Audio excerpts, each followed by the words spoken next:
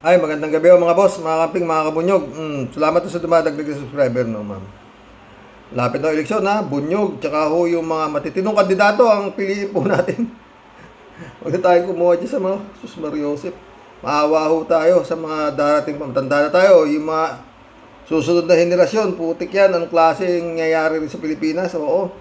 Ayon sa survey, itong mga surveyor na to magaling. Pasok na si Ipe sa Magic 12. Tanginang yan. Ay, makinig tayo rito. Kay Atty. Enzo, Grupo ni Kitty Duterte, promotor ng disinformation para magmukhang inaapi at kaawa-awa. O, diba? Yung unang asawa, itong si Kitty Duterte doon sa pangalawang asawa. Ngayon, matapos itong pangyayari kay Duterte, kay Digong, na nakulong na doon sa ICC, parang masyado nang nagiging itong si Kitty Duterte, napasok na sa na sa politika. Yung rally nga sa Quezon City, nagsalita silang mag-ina. Si Hanilet saka siya. Yung rally ng PDP laban. Sabi ni Kitty... mamaya pakikita ko sa inyo yung salita nito mag-ina. Magbibigay tayo ng reaksyon dito sa mga to. Sa akin, nasabi ko sa inyo pamilya yata talaga ito na may tililing. Magagaling sila. May tililing pero lumulusot sila sa mga tanga. Saka magaling silang magsaywar. Neto. Ni Kitty Duterte, kailangan daw nabutuhan yung mga kandidato ng PDP laban, yung Duterte, para daw maibalik yung panahon ng kanyang ama na kung saan ang mga tao ay nakakalabas ng bahay nang hindi nababahala, hindi natatakot. Yan daw ang pinaka-legacy ng kanyang ama. Yung dati ng narrative ng mga DDS na kumbaga ang pinaka-accomplishment ni Duterte, ang pinaka-legacy ay ginawang ligtas ang ating bansa, na makakalakad ka ng wala kang pinapangambahan o kinakatakot. Ngayon, kaya lang, ang isang kapansin-pansin dito kay Kitty Duterte ngayon, mga kabunyog, mga kababayan, nagkakalat ng mga fake news at misinformation. Tulad nung yung mga lumabas na balita na i-raid daw yung bahay ng mga Duterte. I-raid daw ng CIDG. Galing dito kay Kitty Duterte yun. At itong kaibigan niya na nag-live pa, nagnananawagan sa mga taga Davao na pumunta daw doon sa bahay nilang ng mga Duterte kasi kawawa daw ang mga Duterte, lulusubin ng CIDG at ng PNP ang bahay ng mga Duterte. Mga kabunyog, mga kababayan, grabe.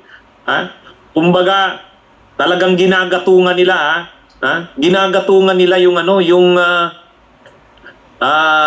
pinapalabas na parang ang pamilya Duterte ay aping-api at kawawa naman, no? Yun yung kanilang lusot naman sa mga tanga. Di ba, Atty. Enzo? Yung mga style nilang mga kagagahan, kabaliwan, lusot sa mga tanga. Oo, di ba? Diba tumataas pa nga yung survey, pumasok na si Ipe, diba? Oo, Diyos ko. Ilang ngayon yun yung kanilang pinapalabas ng mga DDS. Katulad niyan, grabe na daw ang gagawin ng administrasyon, lulusubin ang bahay ng mga Duterte.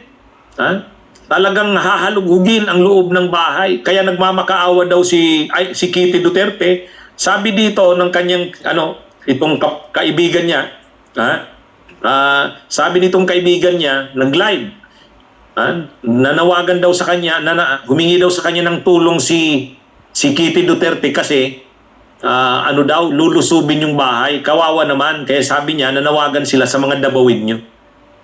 Napakalinaw naman, sabi ng PNP, fake news yan, hindi naman totoo yan. Saan naman galing yung balita na Kaya ito dapat, itong sila Kitty Duterte at itong mga kaibigan niya, dapat ito dapat kasuhan ito. Kasi nagkakalat ng mga kasinungalingan. Ito mga kabunyog, panuorin nyo. Sige. Panuorin nyo.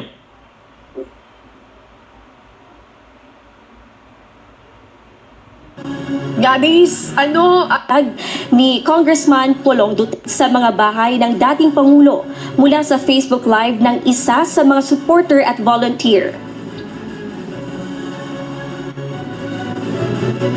I'm very, very mad.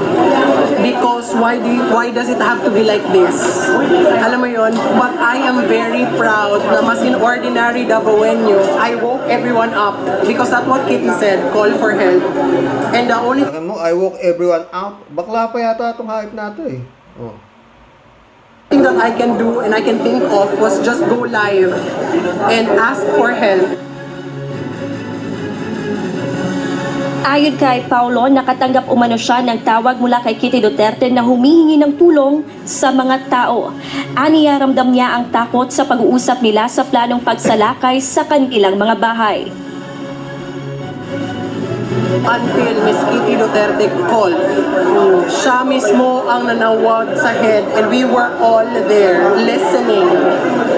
So ano siya na, the first thing that she said, I already left sa house. She's safe, but the houses will be searched. I think the house dun sa isang house and the other and then we here. But you know, alam mo yung sa boses niya talaga na she was really scared.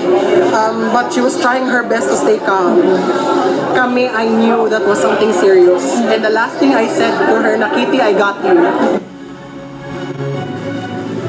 Sa Tama na yan, no, mga friend. Alam nyo, no? Nakinig ako, nanood ako dun sa palabas ni Idol Christian Isguera.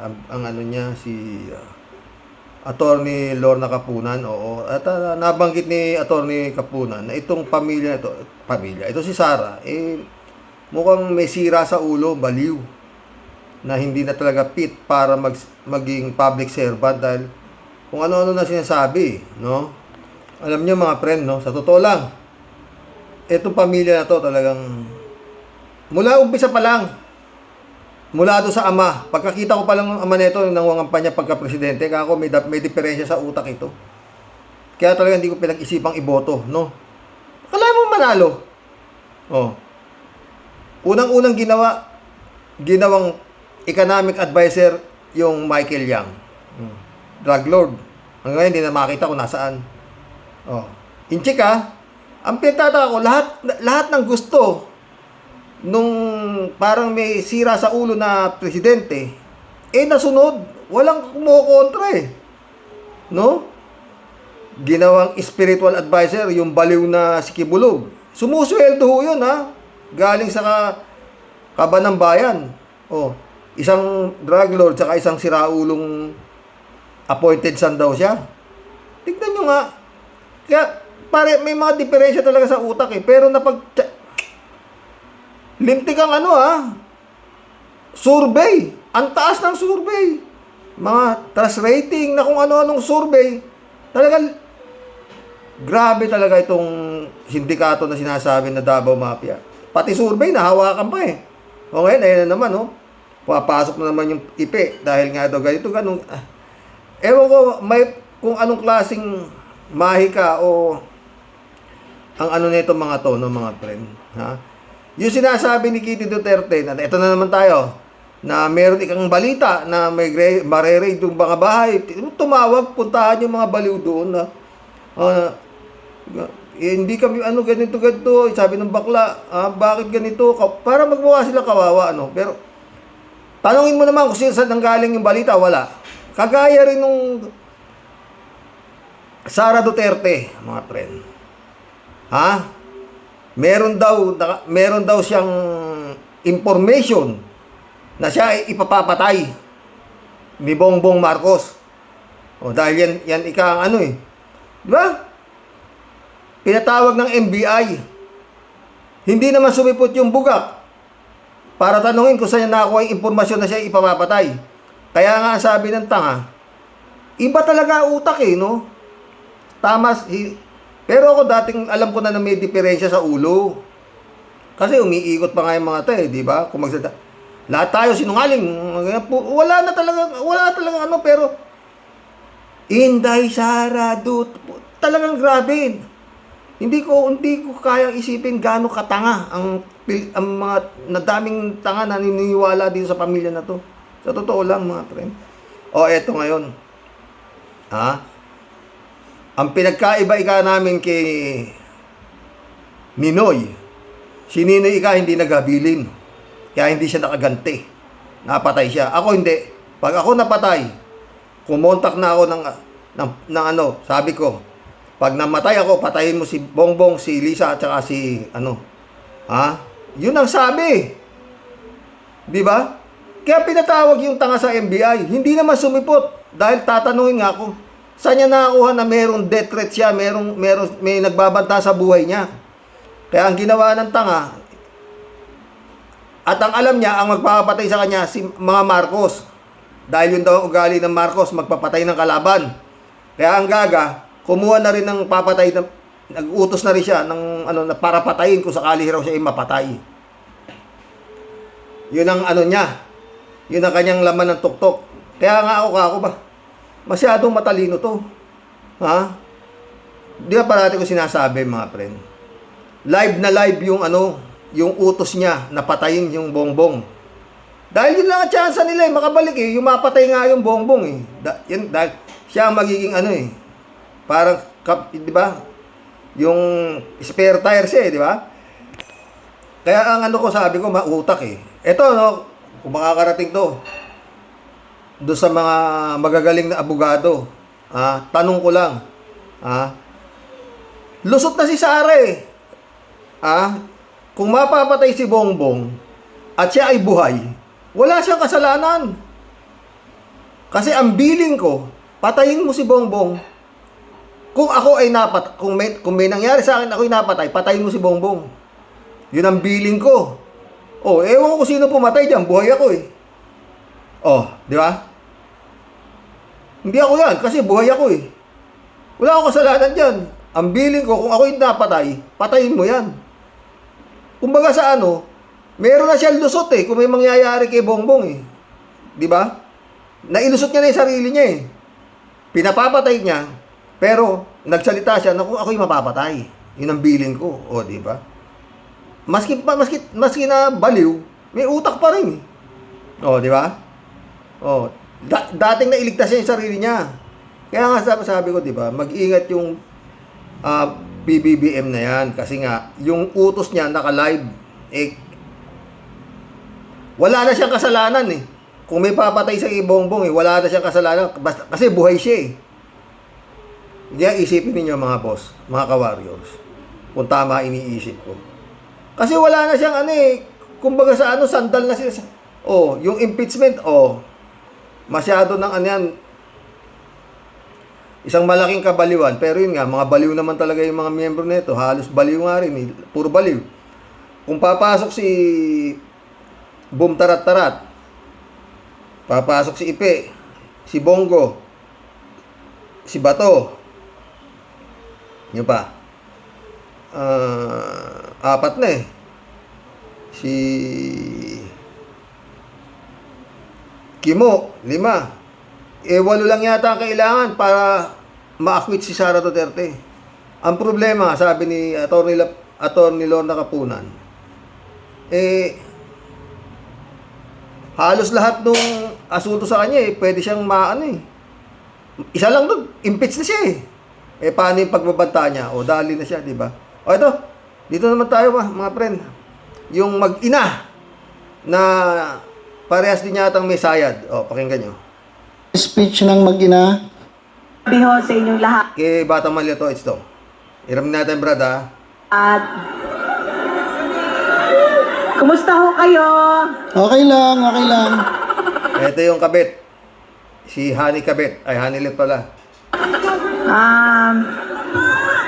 Dapat yung anak ko lang magsasalita Sabi ko, ano ba gusto niyo marinig nyo? Gusto niyo marinig yung lahat ng sakit sa dibdib?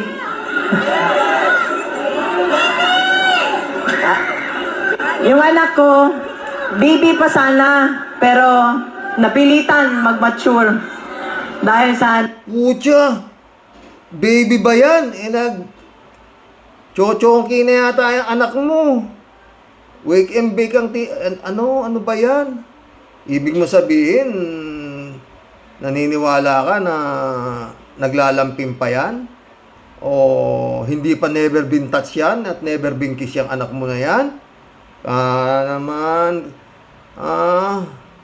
Ako hindi ako naniniwala dyan. Tsura na yan. Sus Mariosep. Eh, may 20 taon na yata yan eh. Pwede nang mabuntis yan. Ano ba naman? Eh, nakikita ko yung mga show niya eh. Lintik kumanayan, mga ganun-ganun yan. Oh, yung anak mo, baby. Diyos ko. Ano tong mga to? Ha? Wala naman silang ginawa. Hindi naman sila nangampanya rito.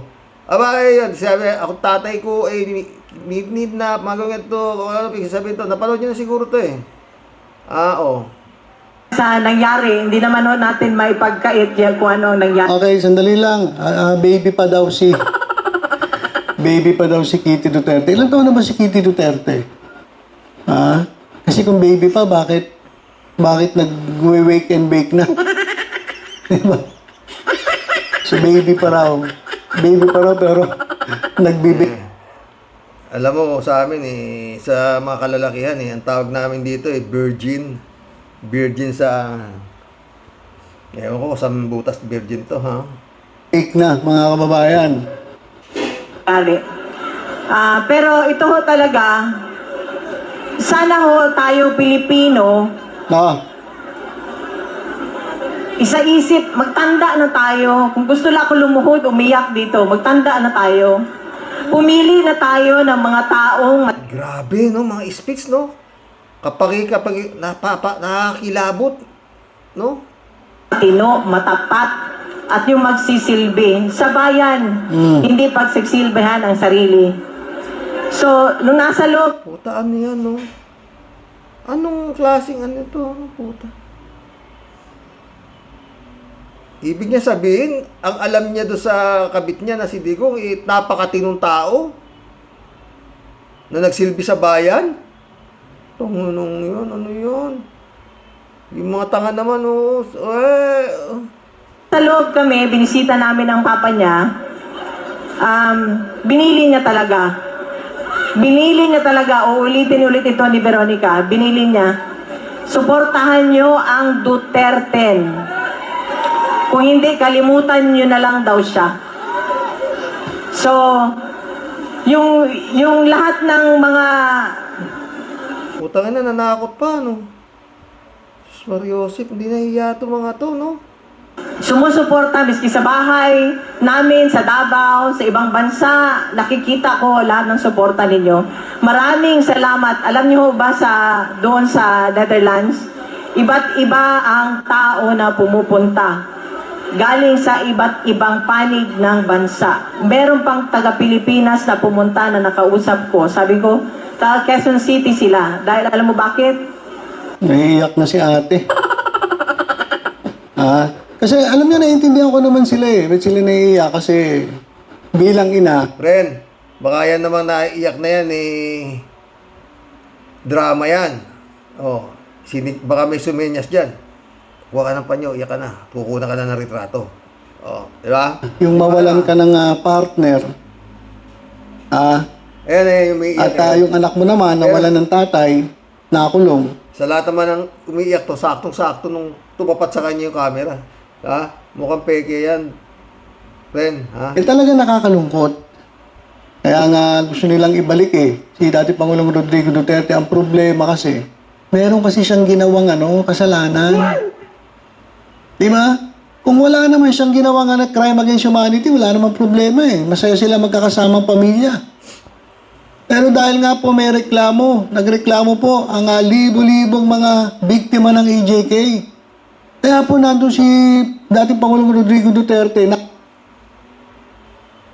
Mamaya magsasalita yung kite-kite. Ha? Ito, si kite-kite na yata. Gusto niya maging masaya, safe, ligtas, nakakauwi ng bahay. Walang Napakagaling pala nung kabit mo, ha? Hanilet, ha? nangyayaring masama. Sana ho, suportahan ninyo ang mga kandidato ni Pangulong Presidente Duterte. Kaya to. Pangulo na, presidente pa. Ano ba yan? Sana po suportahan ninyo ang kandidato ni Pangulong Presidente. Sobra ka namang humimod ng tumbong. Presidente Duterte, Rodrigo Duterte, yung 10 nakikiusap po ako. At yung sa mga darating na mga araw, maging mapagmatsyag ho tayo lalo na sa araw ng eleksyon. Tulungan ho natin ang bansa, tulungan natin ang susunod na henerasyon. Wala na hong natira sa atin. Di ba naalala nyo nung naging siya? Wala na ang natira. Nasa inyo na lahat halos eh. Oh, kaya hirap na hirap itong si PBBM. Saan kukuha ng mangungutang ng mangungutang. Walang natira eh. Sinimot nung asawa mo eh. Oh, Ang presidente, asawa ka bin. naalala ko, naging OFW ako eh. Lahat ng mga Pilipino na sa abroad, proud na proud maging Pilipino. Di rin. Pero ano ho ngayon ang nangyari?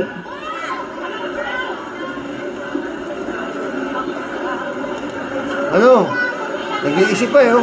Kung kayo ang nasa sitwasyon namin nung nandun kami sa Villamor, parang hanggang ngayon nananaginip pa rin ako. Parang hanggang ngayon hindi pa rin ako makapaniwala. Gusto ko humingi ng tulong, hindi Maniwala ka na. Maniwala ka na. ko alam kung saan. So kaya ngayon, nandito kami, nagsasalita, humihingi kami ng tulong ninyo, suportahan nyo ang Duterte. Magandang gabi sa inyong lahat. Ako si Veronica Kitty Duterte. Wala pang inaano to, sumisigaw na yung mga tanga oh. Ewan ko, Pilipinas. Kakahiya na. Bunsong anak ni Pangulong Rodrigo Roa Duterte. Ako ang anak sa number 2. Ganun ah. Naaalala niyo po ba, noong panahon ni PRRD, nakakaalis at nakakauwi ng ligtas ang mga anak niyo? Hindi ko pala nasabi. Hanilet. Baby pa ba yung anak mo? Lintik kong magmura. Malutong na mulutong yung putang ina. Klaseng pamilya to. Putang ina mga ito. Ibalik natin ang ganoong pamamahala sa bansa. Nandito ako ngayon dahil kinuha nila sa amin, sa ating lahat, higit sa lahat, sa akin, ang tatay ko. Hindi doon pumunta ka na sa dahig. Ba't nandito ka pa? Bantay mo yung tatay mo ron. Ayoko na. Tama, hindi ko na makaya masikmura yan, no, mga friend. Lintik sa saywar eh, no, mga friend. Walang gumagawa na sila ng istorya, no? O re-reading yung bahay namin. Ito namang kapatid niya na si Sara Sayad. May nakarating sa aking reliable source na ako pinapapatay ni Marcos. Kaya ako, nagbilin ako. Pag may nangyari sa akin, patayin mo rin si Marcos. Iba ako kay Ninoy Aquino. Si Ninoy hindi nagbilin. Ako, nagbibilin ako. Pag may nangyari sa akin, patayin mo si Bongbong, si Lisa at si Romualdez. Ganun, ha? Mga utak nito, mga puta. Ay. Ganon din yung ama. Lalo yung ama. Wala ho talaga, mga friend. Hindi ko alam kung kailan matatapos itong mga kahiyupan nito. Hindi titigil talaga to. Anyway, hindi natin alam kung kailan yung dadating yung warrant of arrest. Nantagal na, yung sa ICC, no? Ay, nako mga friend. Yung kay Pulong, political na naman daw, sabi ni Sara, yung mananaksak yung kapatid niya doon sa bar. Politically motivate. Si Sara Duterte wala nang laman eh, kung di puro pinupolitika sila dahil takot ang si Bongbong sa kanila dahil magpipresidente sila. Mga ganon, iba utak. Hindi naman ho tayo lang nagsasabi niyan. Napakatalinong abogada si Attorney Lorna Kapunan. Na talagang itong mga ito may tililing eh. Iba takbo ng utak. Saan ka nakakita? Ako, nag-presidente ako, nag-mayor ako, pag patay. Wala. prosecutor ako. Yabang-yabang, o, di ba? O, patayin ninyo yung mga ganyan. Puro patay-patay. O, yun, ngayon. Siya ngayon dun. Sa dahig. Magkulab na nga tayo. Masakit sa ulo lang. Talagang, His Excellency, tapusin mo na to. Sus Maria Joseph. Yung survey na naman, kanampateng pumapasok. Ano na? Pag nakikita ko yung yung sa Police Asia, nagsasalitaan naman kanina, kausap nila Ronald Llamas na yun nga tungkol sa survey. Ay nako. Maghintay na lang tayo ng Mayo 12, mga friend. Kung anong mangyayari rito. Pero yun nga, kinakabahan ako. Oo, kinakabahan ako. At totoo lang. Wag naman sana. Pero yung mga karapat-dapat na manalo, Sus Maria Joseph, wala. Wala sa survey. Di ba? Diba? Nangyayari dito sa Pilipinas na to. Dasal na lang. Mag-collab na po tayo mga boss. Oo, Talagang ako. Nilo Fernandez, shout out. Huwag daw bumoto ng mga cancer sa lipunan, ang political dynasty. Pero supporter ng number 1 political dynasty ng Pilipinas, Attorney Kupal. Maraming galit kay Libayan, Kalat Libaya, shout out, Sabi niya, pass muna ako dyan, Kasani. Ayaw kong pumatol sa kabayong walang ligo. Patay, Baka mahawahan pa ako ng anghit ng ungas na attorney na yan. Patay tayo dyan.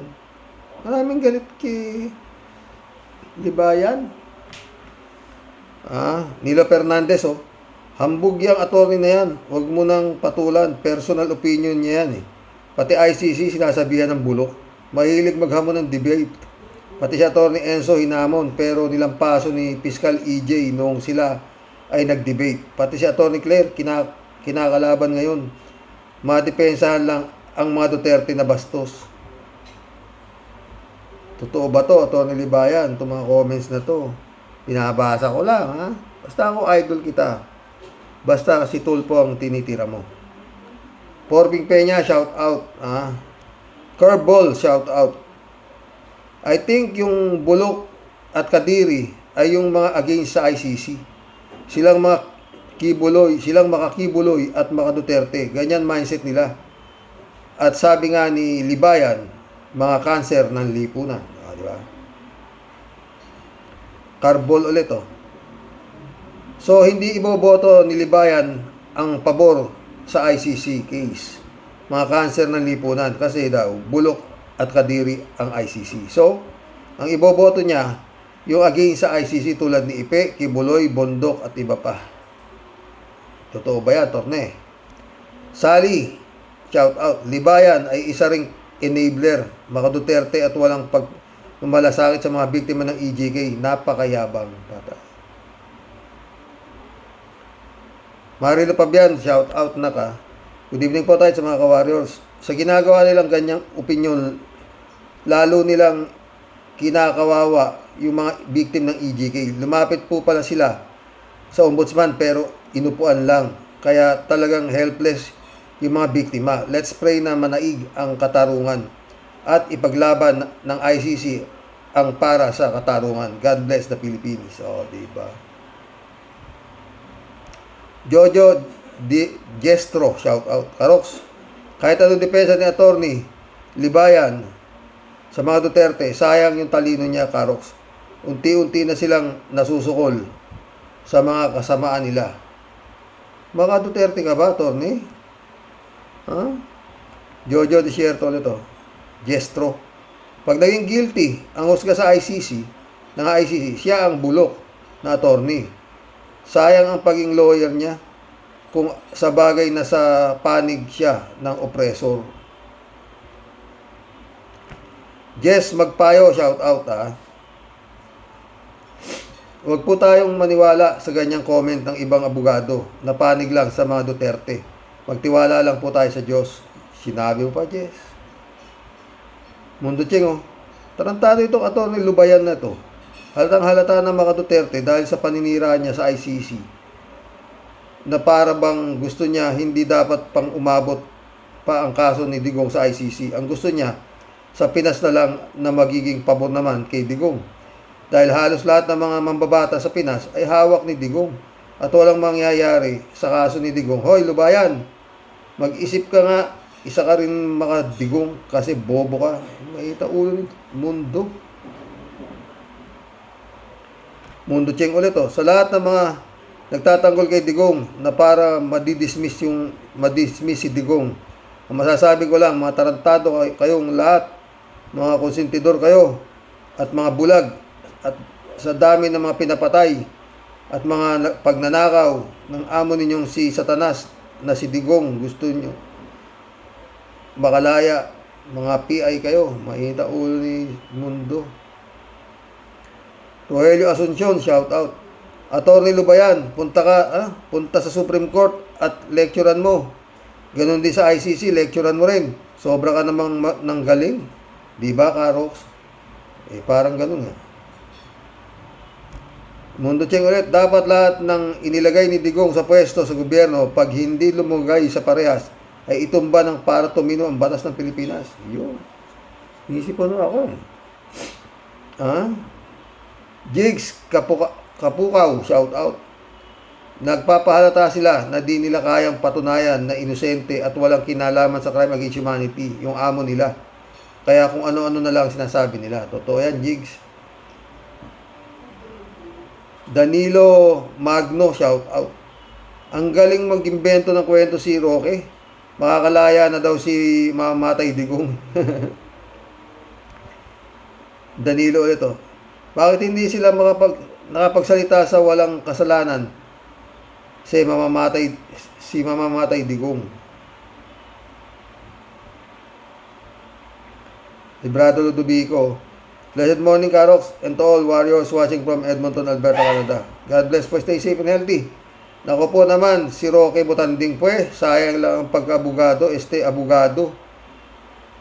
Yan, dumikit sa may uling. Ayan, di naulingan na nga rin siya. Totoo yan, brado. Mundo Cheng ulit oh. Bakit kung matino ba yan si Aimee, mga agaw ba yan ng asawa dahil si Tommy Manotok ay asawa ni P1? O, diba? Inagaw ba talaga? Parang hindi ko naman alam. Rogelio Asuncion. Pero parang may balita rin na si Aurora P1 naman. Napunta kay Makoy. Balita lang. Rogelio Asuncion. No? Go home, Roque. Puro kang hawa. Rudy sa Puis. Shout out. Tama sa Liberal Party tayo. Wag na DDS at BBM. Candidate pro China yan. Diba? Chupista Bunao. Wow, kuya. Aga mo po. Good evening po, kuya, at sa mga kawaryos. Nakakalaglag nga sa upuan. Sa mga pigsasabi mo, grabe ka. Di ka masyadong halata na puon mo ay ang mga Duterte. Totoo. Chupista ulit oh. Ayos Ted ang joke mo. Palmolive naman.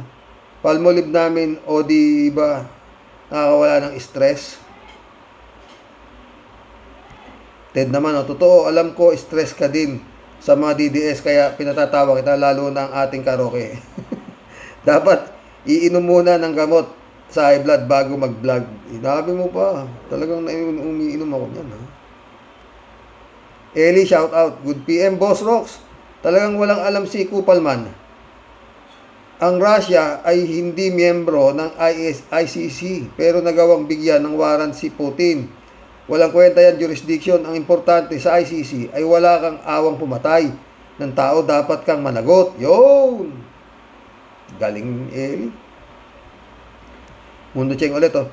Pre, ang chismis noon ay ganito, si Tommy Manotok at si Marcos Sr. ay magkalaro sila ng golf at balitang nadali ni Senior Marcos si P1 at bilang ganti niyari ni Tommy si Aimee ng pikit mata dahil pangit at mahaba ang baba. Visit. Nagalit si Marcos Sr. kaya dinukot si Tommy. Hindi lumabas si Tommy at doon nagalit si Aimee. at nagsalita, pag hindi ninyo inilabas si Tommy, ay ilalabas ko ang mga baho ng mga Marcos. 3 araw lumabas na si Tommy, kaakbay pa ni Marcos Sr. Lahat ng mga iyan ay lumabas sa dyaryo ng People's Journal at The Sun. Oh, alam ko din yun. Ganun pala yun. Mundo Cheng, oh. Hindi gago si Koopman para Hindi gago si Koopman para mapalaya agad si Digong dahil hindi niya kikita ng milyon-milyon. Kung lalaya si Digong ng maaga, pero ganun pa man, dyan na rin mabubulok o mamamatay ang hinayupak na Digong. Bye, Digong. Rodelia Alpiloro, tama po kayo, Sir Rox. Gising na po tayo, mga kababayan, para sa kinabukasan ng mga anak at mga apo natin. Sobra na mga politikang alang-alam kundi alagaan ang sarili nilang bulsa. Salamat, sir. Ingat po and God bless us all po. God bless, Rodelia. Clarita Destrito, shout out. Karox, panoorin niyo yung diskusyon ni Atty. Enzo. Ang ganda at linaw ng pagkakapaliwanag tungkol dyan. Panood ko. Malinaw din yung kay Atty. Claire. Malabo lang para sa akin yung paliwanag ni Libayan. Rolando Edralin, shout out Hindi totoo yan. Mga sinasabi ni Atty. Libayan, nakaset na mga September 2025 ang hearing sa kaso ni Digong Dutae. Clarita Distrito ulit. Mas naniniwala ako kay Atty. Conti kaysa kay Libayan kasi international lawyer siya at mas expert sa international law. Diba? Istisang bangos, Mas bulok ang justice system natin noon nang nakaupo pa si Digong nyo kasi ang batas ang mga Duterte lang. Walang justice dito noong administrasyon ni Digong nyo. Kasi nga, di makapagsampa ng kaso ang mga biktima ng EJK dahil sa takot. Bakit magiging bulok ang system ng ICC? Ang daming matatalinong tao sa iba't ibang bansa ang nagkaisa para magkaroon ng fair na justice compare naman sa ating justice system noon. Baka naging bulok lang ang utak ni Atty. Libayan dahil sa pagtatanggol sa mga Duterte. More power po tayo.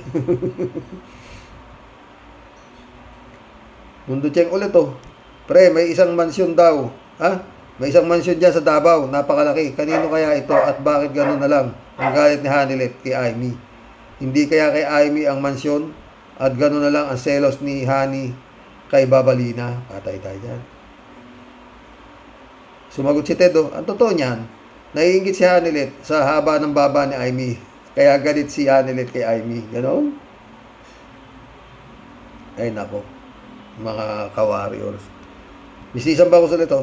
Sa 10 sinabi ni Harry Roque, lahat puro kasinungalingan. Stress na yan si bakla kasi sumisikip na ang mundo niya. Okay lang na mailabas si Digong after 30 years. Yun ay kung buhay pa siya. Kulang pa ang parusang yun dahil sa dami ng kasalanan niya at kung pinagpapatay niya noong ina-arrest nga si Digong, nagbanta agad siya. More power po tayo, di ba? Nagbanta na nga ang gago. Pag naging presidente rin si Sara, tapos daw. Shelly J. Sir, shoutout. Ay di wow, ikaw na magiging Atty. Libayan. Bravo. Sus, kala mo naman kung sinong magaling.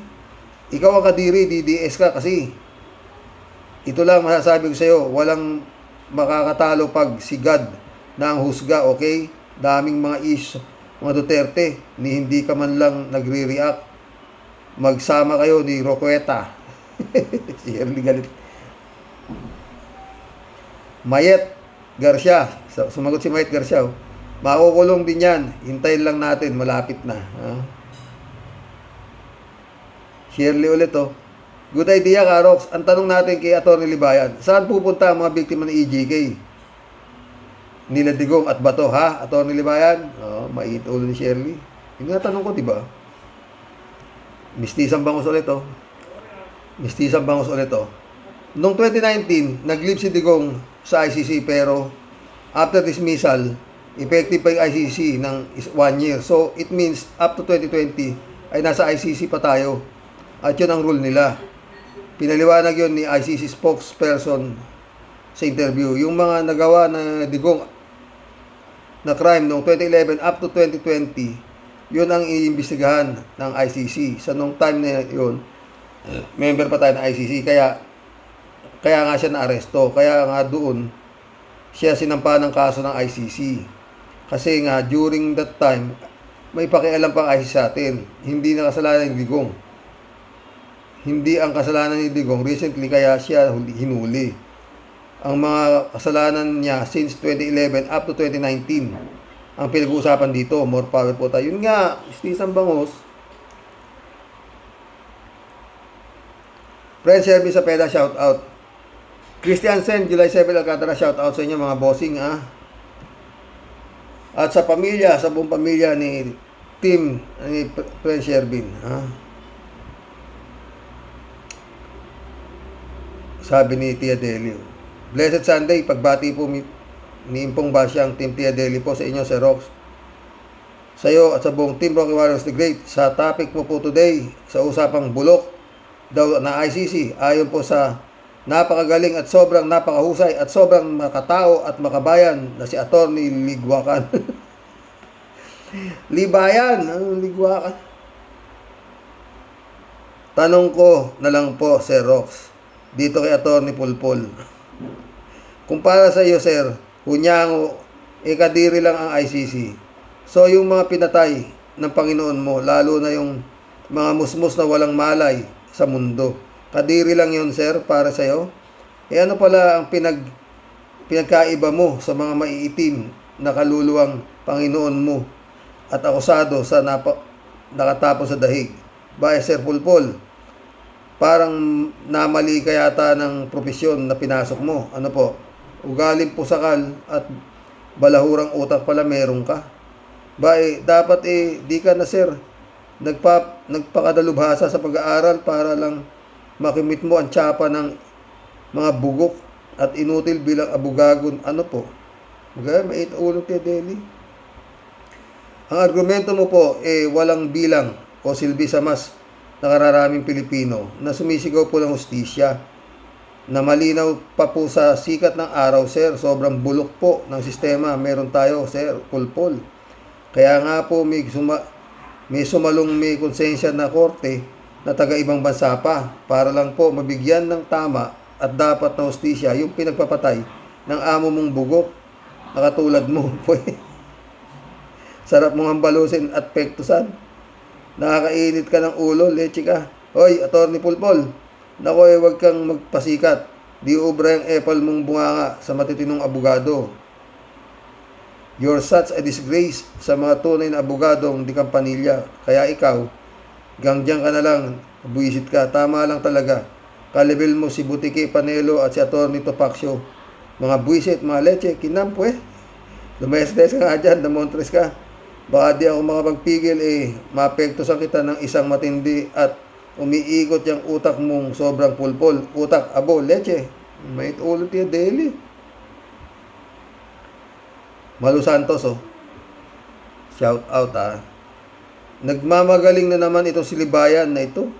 Binubuhat ang sariling bangko, pumanig sa DDS para makarami ng views dahil sa mga madaling mapaniwala, siya nga ang kadiri, inggitero, doon ka sa China tumira, isa ka pang laging mukhang dugyot.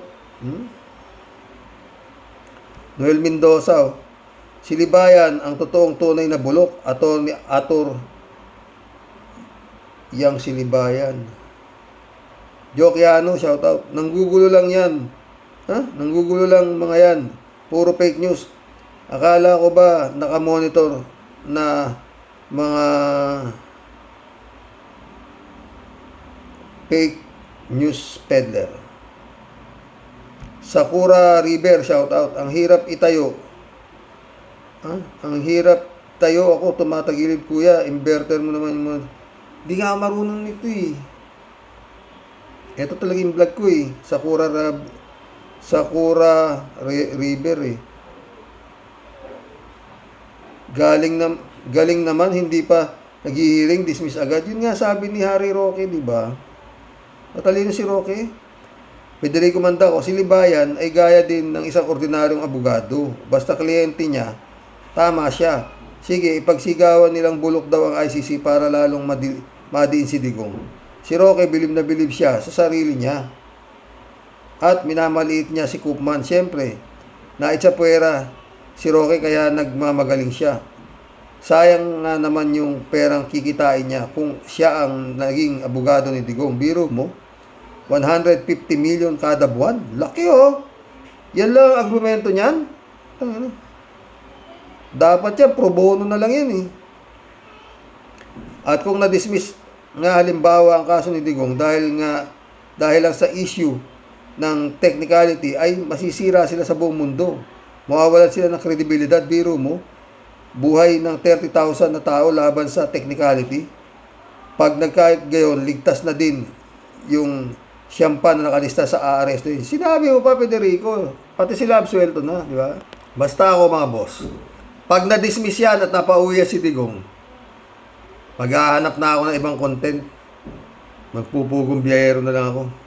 Ibig sabihin, tama si Atty. Libayan, bulok yung ICC na yan. Hindi lang basta bulok, inutil pa. Shine, shout out. Libayan, ikaw ang mukhang bulok. Alam mo kung bakit mas paboran mo pa ang mga demonyong Duterte kaysa sa mga pinapatay. Ob ka. Maita ulo ni Shine. Ha? David Ali Mendoza. Blessed Sunday po, Kuya Rox. Wala na po yan si Libayan. Lumabas na din ang tunay na kulay. Malamang nagkabayaran na din. Ano yan? Sinasabi niya na dapat kasuhan muna sa korte dito. Maliwanag pa sa sikat ng araw na walang nangyayari sa mga kaso nila sa Pilipinas. Di pa man nag-uumpisa ang kaso, ay dismiss na agad. Kung kayo kaya nangyari, mga EGK, magsasalita kayo ng ganyan laban sa ICC, nagtatanong lang po. Yun nga eh.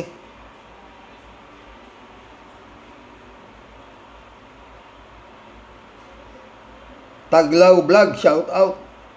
Kaya kumampi si Libayan kay Duterte dahil si Magalong anti-BBM. Ganun ba yun? Ganun pala yun. Elizabeth Iscario. Good evening, Sir Rox. Tama yan. Huwag dapat iboto ang kanser ng lipunan. Lalo na sa pagkasenador. Dami dyan. Trapo. At basura na dapat masipa na yan. Panahon na ito nang gamitin ng Pinoy ang utak nila. Ay, nako. Elizabeth Iscario ulit oh. Ay, paikot-ikot lang talaga ang kaso na yan sa ICC ni Digong. Kung paano dinampot yan at idiniretso Netherlands, gago din pala itong si Libayan. Makitid din pala utak nito. Dapat lang talaga doon siya itapon itong mga gumawa ng EJK sa ating bansa. Hoy, Libayan, di ako pabor sa pinagsasabi nito. Ikaw ang bulok at hindi ang ICC. Tanga ka. Mag-aaral ka uli ng abogasya at bagsak ka na sa amin. Patay tayo dyan. Elizabeth Iscario ulit oh. Di ba alam ni Libayan na to na doon lang magkakaroon ng hustisya ang mga naging biktima ng war on drugs? Kuno, hay nako, mahiya ka naman Libayan. Para sabihin mong bulok ang ICC, tingnan mo muna sarili mo kung sino ang bulok at paano na lang ang hustisya na pagpapatay nito. Pinoy ka ba? O pro Duterte din ata itong si Libayan? Si Rox? Ay, ewan ko nga ba dyan? Mukhang tinigilan niya si mga tulpo ah. Elizabeth Iscario ulit. Di ba alam ni Libayan na doon lang magkakaroon ng hustisya ang mga naging biktima ng war on drugs kuno? Hay nako, mahiya ka naman Libayan para sabihin mong bulong ang ICC. Nabasa ko na to. Jab Alvaro. Good evening, Sir Rox. Kahit di ako nakaka-comment, laging pinapanood ko ang vlog nyo. Salamat, Jab Alvaro, na nasa katwiran lagi ang iyong punto at tumpak at naayon din sa paniniwala ko. Thank you sa inyong pagsisikap na ibahagi ang inyong matuwid na opinion. God bless palagi sa inyo, Sir Rox. God bless, Jab Alvaro. Sam AJ, shout out. Rox.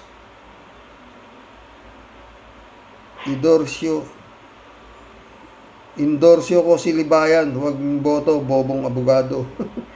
Di naman ito hatakbo yata.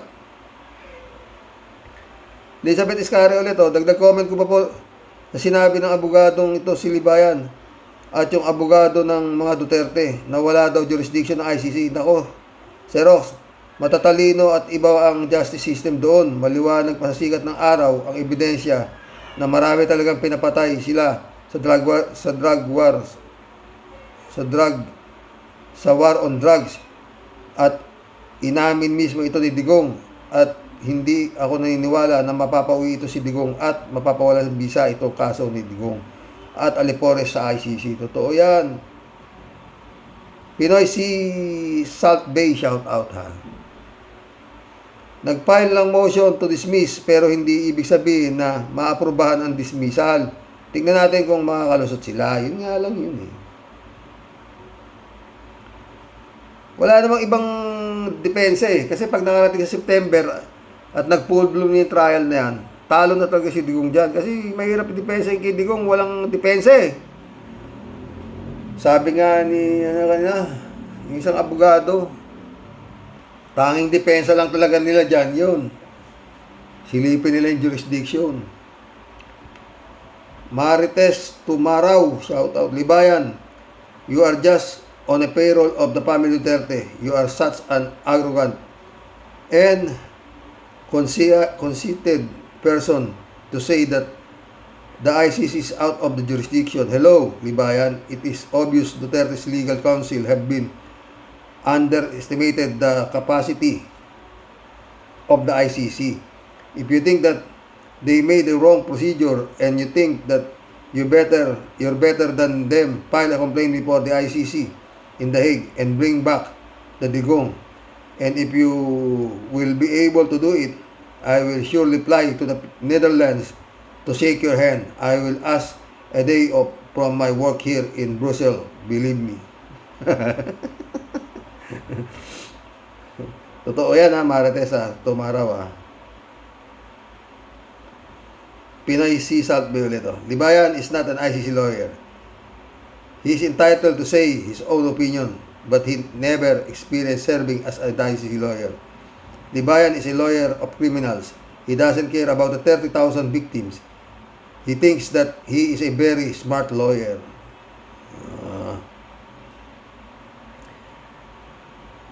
Pinoy si Salt Bay ulit. Si Libayan ay Kengkoy na attorney yan.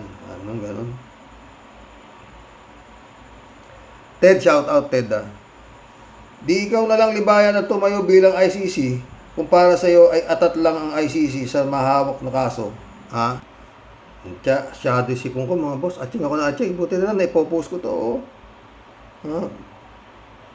Sasabihin mo kadiri ang ICC. Bunganga mo ang kadiri. ICC na nga lang ang pag-asa ng mga biktima ni Digong. Gong. Anong pinagsasabi mo dyan? Ang tama lang sa sinabi mo, ikaw ay bugok na abogado. Pausukan mo nga ang tenga mo para lumabas ang ibang ipis sa loob ng ulo mo. Dapat kayo ang mag-usap ni Roque. Piyado magkakasundo kayo. Ikaw naman, Ted.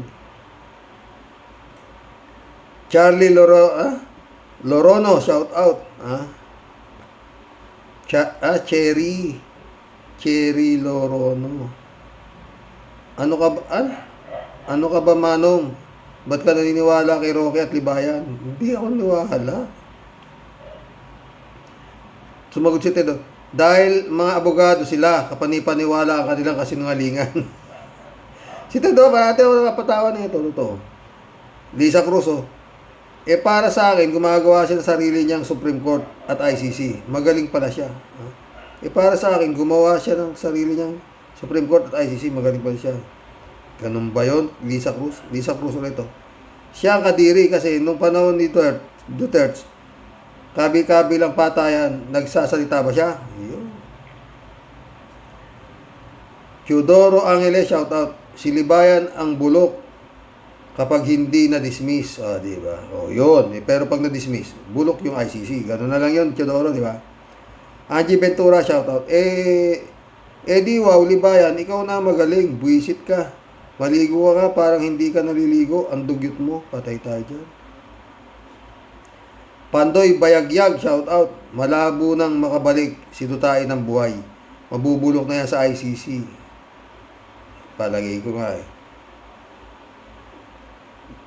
Pandoy ulit Meron jurisdiction ng ICC, hindi papayag ang ICC na walang hustisya sa mga biktima ni Dutay.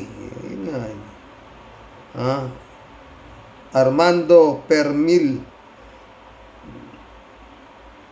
Inggitero Labayan, inggit na inggit kay Atty. Yusek Claire kasi hindi siya napiling Yusek pero napili siya bilang ano to? Yusek. Armando Permil ulit to. Inggitero Labayan supporter ng DDS-EJK Kings. Buti na lang di na biktima ang pamilya ng EJK killer sa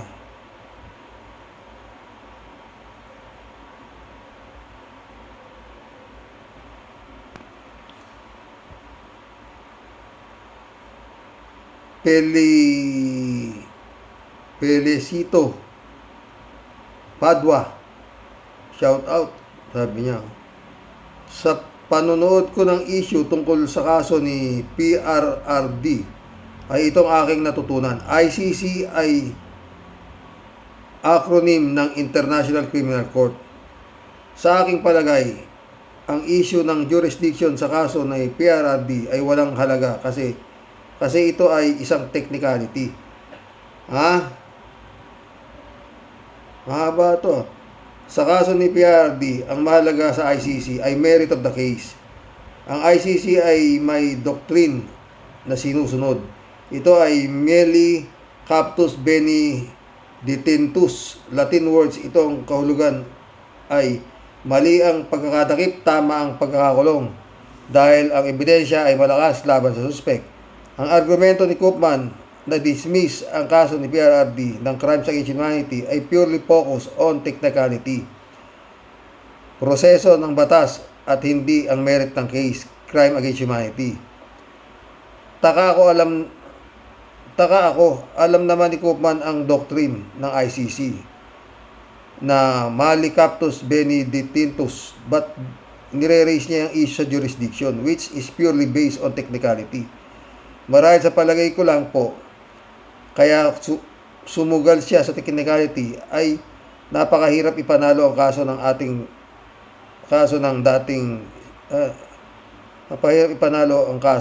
ating si PRRD. At ang pinakamabigat na ebidensya sa tingin ko ay ang mga pinagsasabi niya under oath sa Senado. Totoo yan. Nakalimutan niya dapat siyang manahimik. At ang lahat ng sasabihin niya ay pwedeng gamitin laban sa kanya, bla bla bla. Totoo, di ba?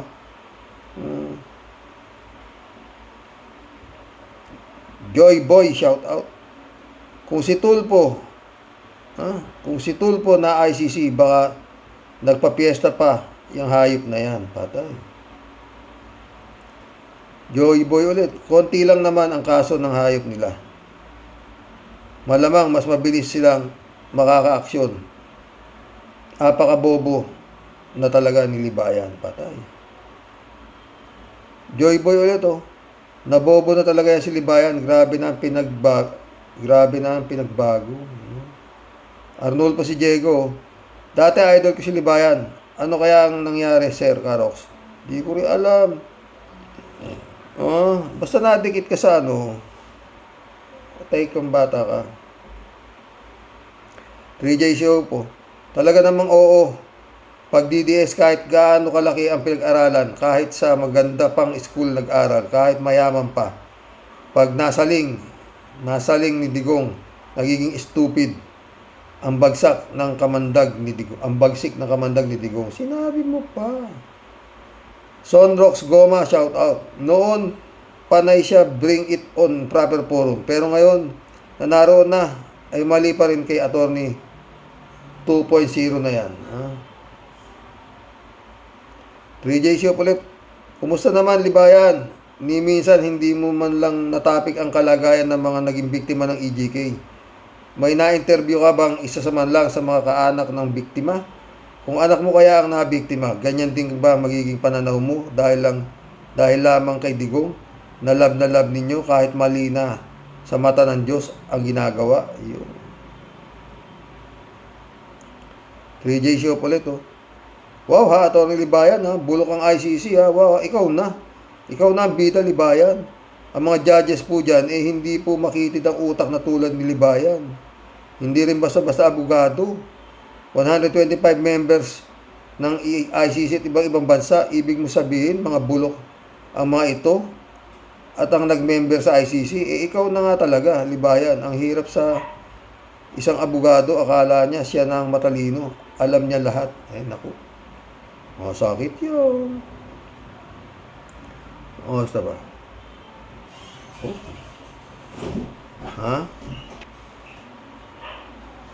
Silva, no Silva, shout out. Kukunin niya ni Sara na magiging abogado niya sa impeachment. Magaling na lawyer yan. Di lang pang international ang dating niya. Oh. Hulapo. Huh? Hulapo.com. Pok na nyo, ang abogado ni Dugong ay perang ibinabayad sa abogadong kagaya mong hinayupa kang malibagyan ka. Pera din yung taong bayan ninakaw nila. Ha? Sa korupsyon, hayop ka, masama doon ang tax mo, demonyong utak. Tanga ka na, lusaw ka pa. At wala kang laman-laman ng utak mo, kundi puro aw-aw. Kaya ang bunga nga mo ay lalaki-laki, kahul ng kahul. Asol, ulul ka. Ano sabi nito?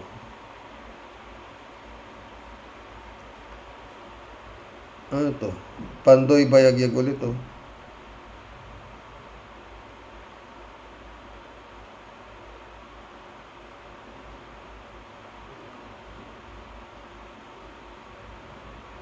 Ano to? Nandun sila Las Cañas, Motabato, matibay ang testimonya nila, Las Cañas. Kaya malabo na yung pakinggan ang argumento ni Koopman, di ba? Reynaldo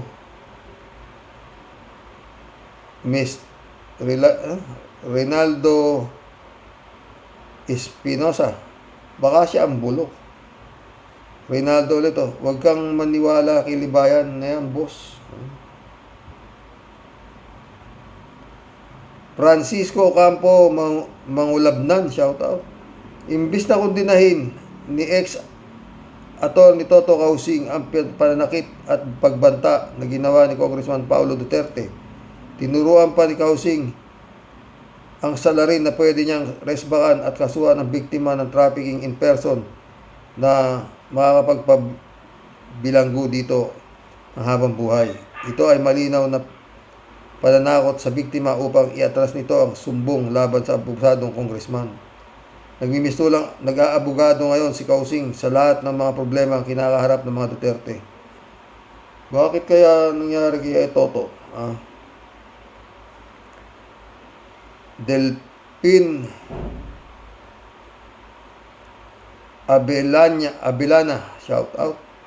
Mas kadiri ka, gago. Kumakampi ka sa mga baliw. Siguro baliw ka rin. Attorney ka pa naman. Patay. Yannick Ordobes, oh. Si Attorney Caballo na ang magaling. Pati sa SC, mali. Sana madisbarto. Hindi. Ha? Danilo Magno, shout out. Magkano ba katama si Libayan sa SC natin? Parang wala ng talento. Ha? PNW Karoke, hindi masagot ni Libayan yung tinanong ko sa kanya tungkol sa no jurisdiction dahil alam niya kapag nasagot niya yung tanong ko, tiyak, hindi na niya sasagutin ang follow-up question ko kasi mabubutata ko siya sa argument niyang no jurisdiction ng ICC sa Pilipinas.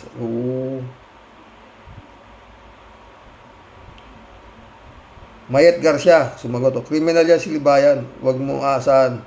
Pagdating sa batas, law bender and conman na yan. Patay tayo dyan. Shout out Michelle Edwin, my friend Mike.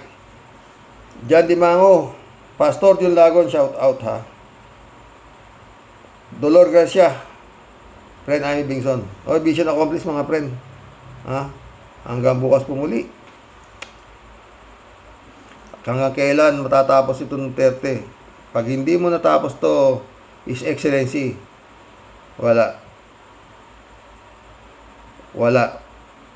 Pag nakabalik sa pwesto yan, nakaw. Tatalupan ka ng buhay niyan. Sa totoo lang. God bless. Good night. Dasal mga friend.